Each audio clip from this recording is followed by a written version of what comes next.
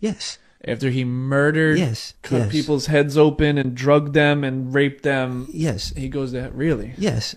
That's my like you know, and I'm not like that's just my personal opinion, right? And yeah, it's tough. It's tough.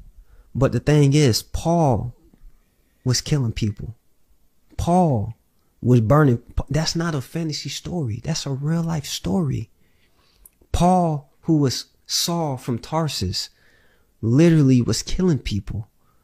But he wrote 13 books of our Bible. He was killing Christians and then turned around and telling Christians how to be a Christian. That's true. We are so caught up on the actions of people that we miss the big picture. You lying to somebody is just as bad as you killing somebody.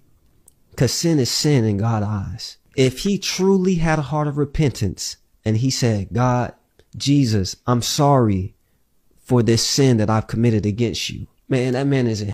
So napanood po ninyo yung video regarding Jeffrey Dahmer. So they were discussing about Jeffrey Dahmer. Siya po yung isang convicted criminal, member ng LGBT, and cannibal po siya. So very horrific po yung mga ginawa niya sa kanyang mga victims. But the context of the conversation was, if Jeffrey Dahmer accepts Jesus Christ or accepted Jesus Christ as his personal Lord and Savior and admitted to all his sins, will he be saved? And the answer is yes. And I agree with the Black American when he used Apostle Paul as an example. Kung maalala po ninyo, based sa scripture, ang buhay ni Apostle Pablo ay nang-aaresto po siya ng mga Kristiyano, pumapatay siya ng mga Kristiyano, isa siyang Pariseo, and hardcore po na klase ng Pariseo. But then again, on his way to Damascus, ano nangyari?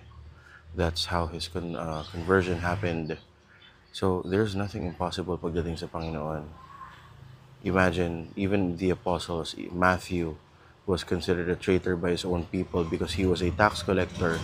Pero ginamit siya ng Panginoon. Ginamit siya ng Panginoon para maging isa sa mga apostol niya na magpapalaganap ng kanyang salita, ng kanyang magandang balita. So, wag po natin tignan yung yung background ng tao. Even yung yung nakapako sa krus, yung katabi ni Kristo. Diba? Today, you will be with me in paradise. Diba sabi niya doon sa magnanakaw?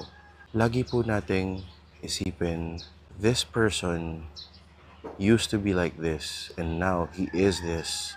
Kahit sino pwede gamitin ng Panginoon. Even that person who has the darkest, deepest sin or secret. Pag sinabi ng Panginoon na come here, just like the Apostle Matthew, tatayo at tatayo ka, tutugong ka sa tawag ng Panginoon.